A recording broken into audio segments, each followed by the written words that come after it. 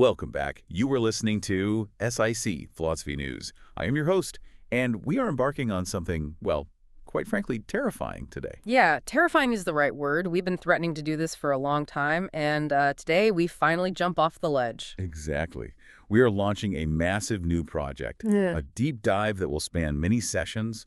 We are reading Aristotle's Metaphysics, literally, book by book. We are climbing the mountain of existence, or, maybe it's more accurate to say we're descending, starting at the absolute bottom. Starting in the dark, Right. because that is usually where the foundation is buried. Right. Today we are covering Book 1. And this isn't just a preface. It's not the part where the author thanks his family and his editor. No. Before we can even touch the heavy lifting of things like substance or essence or the unmoved mover, we have to look at the machine we are using to do the lifting. We have to look at the human mind. But before we dissect the mind, a quick demand from the engine that runs this digital world. Subscribe to the channel, hit the like button. It genuinely helps this series survive the algorithm, so we can keep bringing you, well, the autopsy of reality. So let's get into it. Book 1 is The Dark Beginning. It asks a really disturbing question when you think about it. Why do we want to know anything at all? Right, and Aristotle's answer isn't that learning is fun or that we're just naturally curious creatures looking for a hobby. Not at all. It's a biological imperative.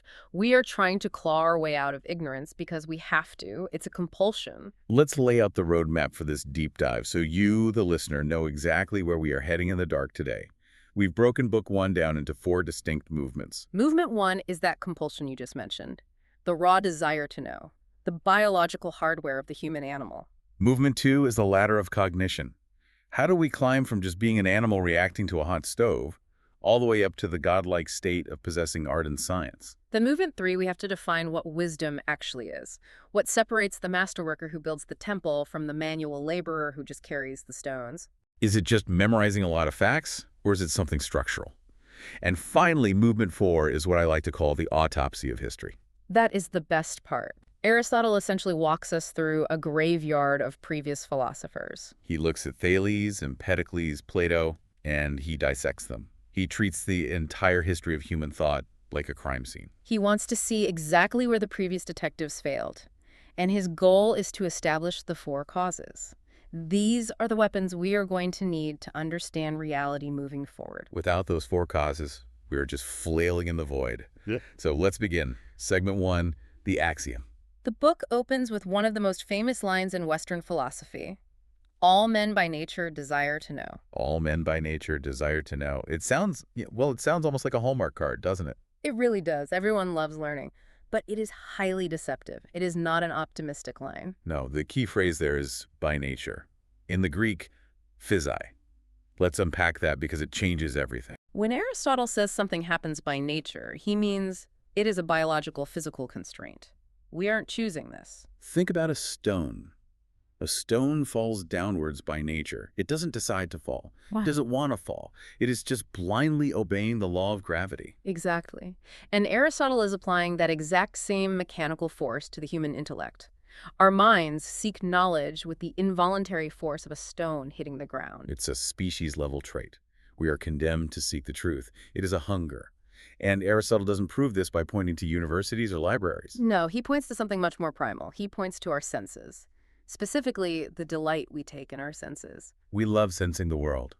And not just because it's useful. Not just because seeing a cliff stops us from falling off it, or tasting a berry tells us it's poisonous. We love the senses for their own sake, even when we don't need them for survival. And there is one sense we love above all the others. Sight. Sight. Aristotle notes that even when we aren't planning to do anything, when we're just sitting completely still, we prefer seeing to almost anything else. And why is that? It's not because sunsets are pretty. It's not aesthetic. Aristotle gives a very clinical reason. He says, the reason is that this, most of all the senses, makes us know and brings to light many differences between things. Brings to light many differences. That is the core of it right there. If you think about the mechanics of the senses, it makes perfect, terrifying sense. Compare sight to touch. To know a fire by touch, you have to burn your hand. Right. To know the texture of a predator, you have to be close enough to be killed by it. Touch is dangerous. It requires contact. And taste is even more intimate. You have to literally consume and destroy the object to know what it tastes like. Those senses are bound to the immediate, violent, physical moment. But sight is different. Sight gives us distance. Distance is safety. Distance is the biological prototype for theory. The Greek word theoria literally translates to a looking at. So our biology is already, from birth, trying to wire us into being philosophers. We crave the view because the view gives us the layout of reality without destroying us. It lets us separate A from B. Imagine waking up in a pitch-black room. Everything in that room is an undivided, chaotic unity. You bump into something, you have no idea if it's a chair or an intruder. It's just a mass of the unknown. But you turn on the light and suddenly you have distinction, you have separation. Knowledge requires cutting the world into pieces so you can process it. And there is a much darker motif running underneath this. The desire to know isn't decoration. We delight in our eyes because they are our only way out of the dark. We are terrified of the dark. The dark is where we are ignorant and vulnerable. Seeking knowledge is really just our biological attempt to survive the chaos. Now, this biological hardware connects us to the rest of the animal kingdom. But Aristotle is very quick to draw a sharp line. He establishes what we can call the animal divide. This is where we start building the hierarchy of minds. Nature gives all animals sensation. That is the absolute baseline. If you are an animal, you sense things. You feel cold, you see light. But not all animals possess the next crucial tool. Right, memory is the first rung on the ladder of cognition. If an animal lacks memory, it lives in a perpetual agonizing now. It senses a threat, it reacts. The threat vanishes, the animal completely forgets it ever existed. It is trapped in the immediate present. It cannot learn because learning requires you to hold on to a past data point and compare it to a present data point. But out of sensation, memory is produced in certain animals: dogs, horses, elephants. Aristotle says these animals are more intelligent and apt at learning. But there is a massive catch here. And it's one of the most fascinating, almost tragic examples he gives in the text. The bee. The bee. Aristotle admits the bee is intelligent. You look at a hive, it has complex social structures, it builds perfect geometric honeycombs. It is an incredible worker. But Aristotle points out a fatal flaw. The bee cannot be taught. And his reasoning is brilliant, even if the biology is a bit antiquated. Why can't the bee be taught? Because it cannot hear. Now, whether modern entomologists agree that bees are entirely deaf is beside the point. Philosophically, the metaphor is profound. The bee is deaf to instruction. It has intelligence, but it lacks the physical channel to receive transmission from another mind. It cannot receive sounds, which means it cannot receive concepts. It is locked inside its own instinctual programming. It's a biological machine. It functions flawlessly, but it can never upgrade its software. It cannot inherit the wisdom of previous generations conceptually. It works, but it doesn't know. So the animal hierarchy goes: sensation, then memory, and then for animals with memory and hearing, the capacity to be taught. But humans push far beyond that. We don't just live by appearances and memories. Aristotle says the human race lives by art and reasonings. Which brings us perfectly into our second segment, the ladder. We need to understand how we climb from the swamp of raw sensory data up to the summit of universal truth. We have sensation as our raw input. We have memory as our retention. Step 3 is where it gets complicated. Experience. In Greek, empiria. Now, we use the word experience very casually today. I had a great experience at that restaurant. But Aristotle means something highly technical. He defines it perfectly. Many memories of the same thing produce finally the capacity for a single experience. Let's ground that with an example. Imagine a healer in ancient Greece, long before medical textbooks existed. He sees a patient named Callias. Callias is burning up with a specific fever. The healer gives him a certain crushed root. Callias survives. That is one memory. The next month, he sees Socrates. Socrates has the exact same fever. The healer gives him the exact same root. Socrates survives. That is a second memory. When that healer has gathered 50 or 100 of those specific memories, they fuse together into experience. He now knows a pattern.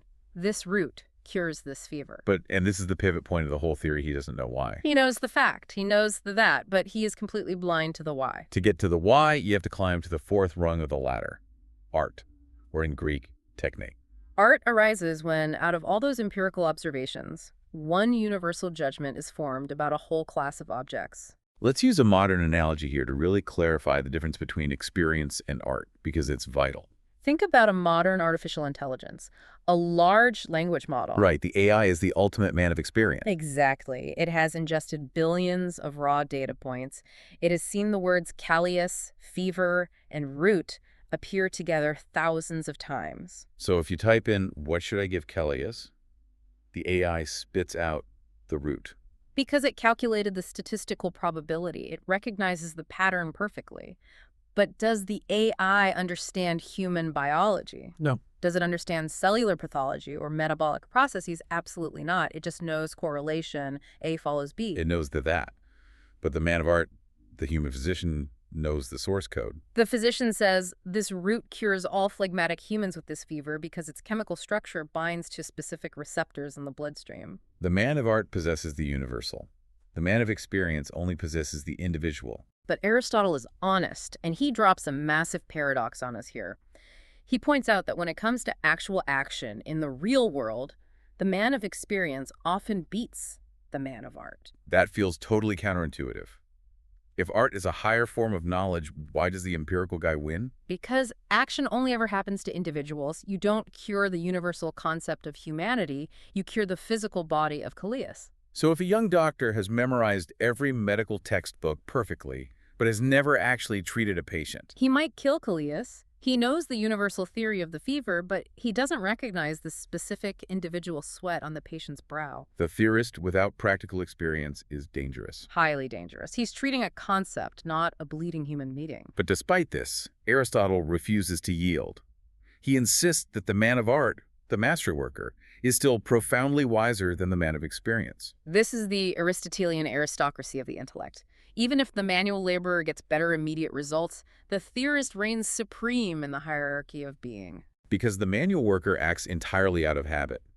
Aristotle actually compares them to lifeless objects. He says they are like fire. Fire burns. It does its job perfectly. But it has no idea why it burns. It is just blindly executing its nature. People who just follow routines without understanding the underlying mechanics are efficient, but they are intellectually blind. The master worker, the architect who designed the building, knows the cause. He knows the machinery running beneath reality. He possesses the object intellectually, not just practically. And Aristotle gives us a litmus test for this. How do you prove someone is a master and not just a hack with a good memory? Teachability. He says, it is a sign of the man who knows that he can teach. The man of experience cannot teach. He can only demonstrate. He can point at the tools and say, watch me do this 100 times until you figure it out. The AI can't explain the causal logic of why it chose the next word. It just algorithmically produced it. But the artist can take the universal principle and replicate it inside another human mind. Only the universal can be transmitted. You can't give me your personal memory of treating Callias. That is locked in your skull. But you can give me the theory of the fever. Which brings us to our third segment. We've talked around it, but now we have to define it. What is wisdom? What is this Sophia we are hunting for? Aristotle doesn't just invent a definition out of thin air. He acts like a psychological profiler. He looks at what society generally considers to be a wise person, and he refines those traits into a strict framework. First trait. The wise man knows all things, as far as possible, universally. That doesn't mean he has memorized the encyclopedia. It means he knows the governing principles. If you know the laws of gravity, you theoretically know the trajectory of every falling object, even if you haven't watched them all drop. Second trait. The wise man knows difficult things, things that are extremely far away from the senses. Because sense perception is cheap. It's easy. Everyone can see that a fire is red. It takes zero intellectual effort. Wisdom demands that you climb out of that easy, democratic sensory world and force your way into abstract thought. It is hard labor. Third trait. He is exact in his knowledge. Fourth, as we just discussed, he can teach the causes. And fifth. This is the one that sets the tone for the entire project. The wise man seeks knowledge strictly for its own sake. This is a profound political and social distinction that Aristotle is mapping directly onto the human mind, the difference between a free man and a slave. Aristotle argues that a man is free only if he exists for his own sake and not for the sake of another. Think about a tool. A hammer exists entirely for the carpenter. Without the hand swinging it, the hammer has no purpose. A slave, in the ancient context, exists for the master. Their actions are dictated by an external will. But wisdom is the only free science because it serves no master. It exists only for itself. It is, by definition, utterly useless. And for Aristotle, its uselessness is exactly what makes it supreme. We struggle with this as modern people. We are obsessed with utility. You go to college, and the first question everyone asks is, what is the practical application of this degree? What is the return on investment? Aristotle would look at that worldview with absolute contempt. He would say, if you are studying something just to get a job or make money or build a bridge, you are a servant to the money and the bridge. You are a tool. But if you think merely for the sake of thinking, you elevate yourself to the status of a god. He proves this historically. He asked, where did mathematics originate? Was it invented by carpenters trying to build better houses? No, it emerged in Egypt. And why Egypt? Because the priestly caste there had leisure. They had time to kill. Their basic survival needs were already met by the labor of others. In that excess time and that absolute uselessness, they stared at the stars and played with geometry and discovered eternal truths. Wisdom only arrives after survival is secured. If you are starving, you don't care about the unmoved mover. You care about bread. But once your belly is full, the biological hunger mutates. You stop hungering for matter and you start hungering for the cause. But this elevation brings up the massive theological tension, a risk. If this knowledge is so useless, so pure, so divine, isn't it arrogant for a mortal human to try and grasp it? The ancient horror trope, the jealousy of God. The Greek poets hammered this into the culture. If you fly too high, like Icarus, the sun melts your wings. If you steal the fire of knowledge, like Prometheus, the gods chain you to a rock. The poets say the divine power is naturally jealous. They warn us to stay in our lane. Stick to human things. Stick to the dirt. It's a very Lovecraftian idea, really. If you gaze too deeply into the true nature of reality, you either go mad or the universe crushes you for your trespass. But Aristotle stands in the center of the academy and says flatly, the bards tell a lie. He completely dismisses the entire mythology of divine jealousy, and his logic is cold and bulletproof. He argues that jealousy is a defect. It's a manifestation of insecurity and lack. You are only jealous if someone has something you want or threatens your status. But God, by definition, is perfect. The divine lacks absolutely nothing. Therefore, the divine cannot experience jealousy. God is a first principle. God is a cause. So when we study these first causes, we aren't stealing from the divine. We are studying the divine mind itself. This science isn't a trespass. It is the most honorable science possible, because it is the science that God himself possesses. And it all begins with one specific psychological trigger: wonder. In Greek, thaumazen. We have to clarify this word because the English translation is weak. We hear wonder, and we picture a child looking at a magic trick. Exactly. We think of a pleasant, whimsical awe. But the thaumazen is closer to shock. It's a state of deep perplexity and disorientation. It is the feeling of rupture when the reality you thought you understood suddenly breaks down. Aristotle gives examples to ground this. He talks about seeing self-moving marionettes. You see an inanimate object moving as if it has a soul, and your brain stutters. You are terrified by the contradiction, and you need to know the mechanism to relieve the terror. Or he gives a mathematical example, the incommensurability of the diagonal. This is genuinely a math horror story. It is. The Pythagoreans discovered this, and it practically broke their cult. You draw a simple square, you try to measure the diagonal line cutting across it using the exact same unit you used for the sides. And you realize it is impossible. The numbers don't fit. The fraction goes on forever. It is irrational. The realization that the physical universe refuses to fit neatly into your rational ruler, that shock is the spark of all philosophy. We philosophize to escape the terror of ignorance. We are running away from the unknown. So we've established the compulsion, we've defined the wisdom we are hunting. Now we need the actual tools to hunt it. Segment 4. The core of Aristotle's entire system. The 4 causes. If you want to claim that you understand anything, a tree, a government, a human being, Aristotle says you must answer 4 specific questions about it. If you miss even one of these 4, your knowledge is incomplete, so let's list them. 1. The material cause. What is the thing made out of?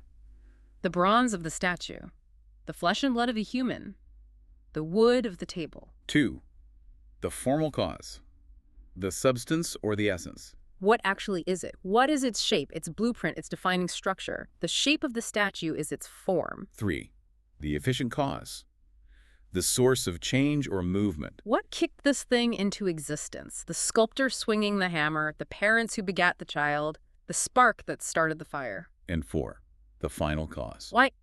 The telos. The purpose. The good. Why was it made in the first place? What is its ultimate goal? The statue exists to honor the gods in the temple. The seed exists to become the mature oak tree. Matter form, mover, purpose. These are the four weapons. And now Aristotle does something incredibly arrogant, but brilliant. He puts the entire history of human thought on trial. He walks us through the graveyard of his predecessors to see if any of them figured these four causes out. It's like a cold case detective reviewing the files of failed investigators. First up, the earliest thinkers, the materialists. Thales and Anaximenes, Heraclitus. Thales is considered the first philosopher, and his big claim was that the principle of all things is water. No, it's very easy for us sitting here today to laugh at that.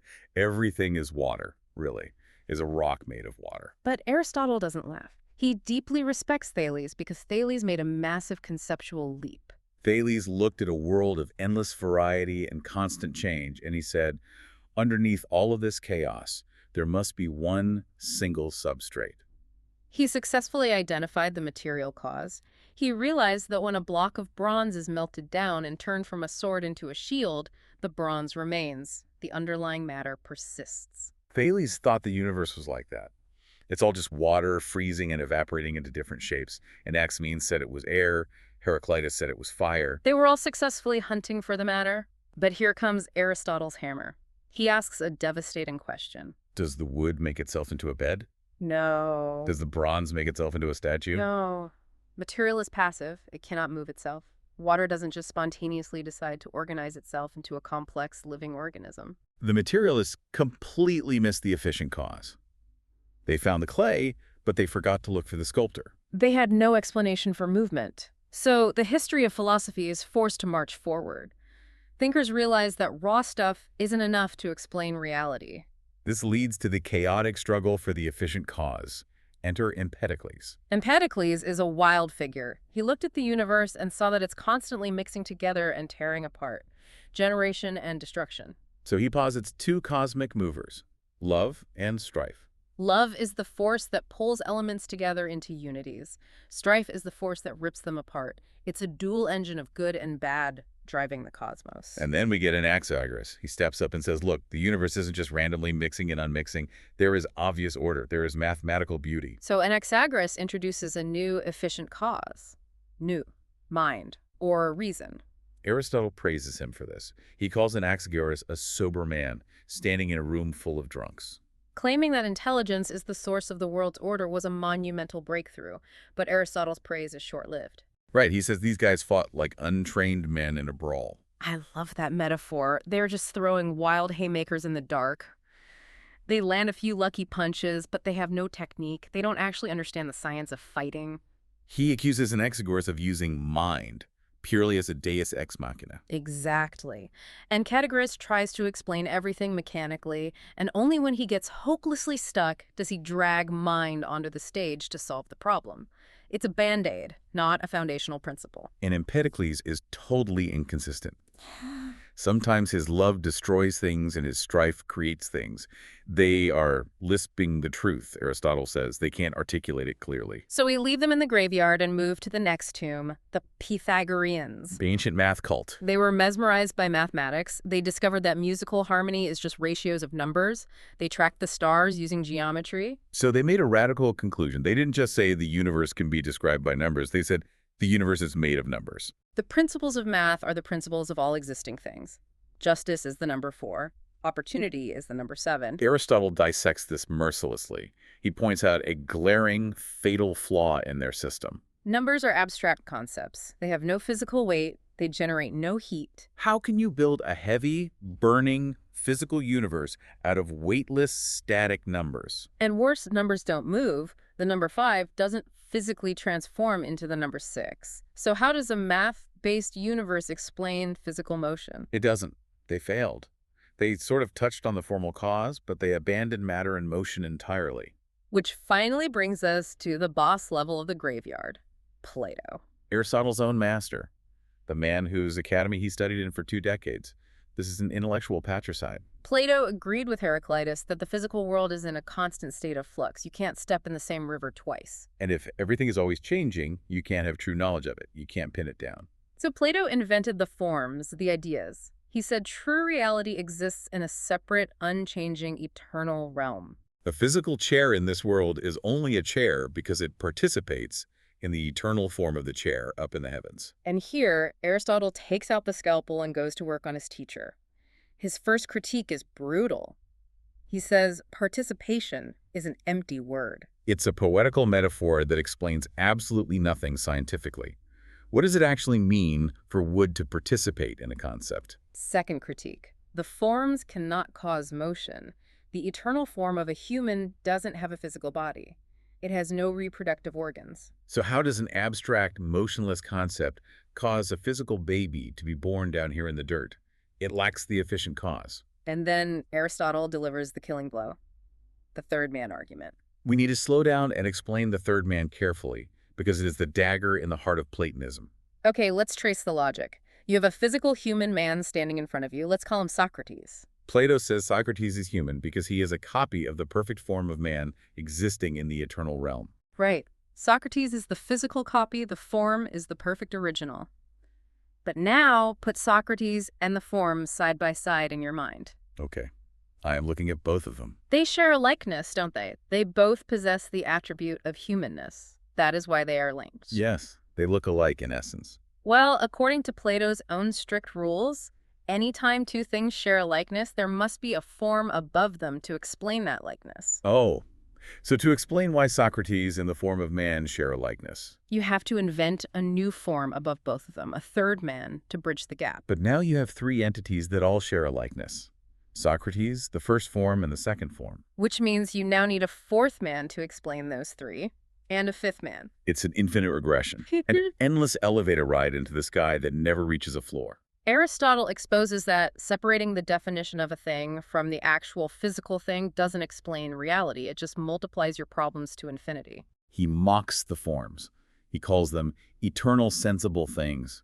He says Plato just took the physical objects of this world, slapped the label eternal on them, and parked them in the sky. He doubled the world without explaining how a single gear in the machine actually turns. So Aristotle looks back at the wreckage of history and delivers his final verdict on Book 1.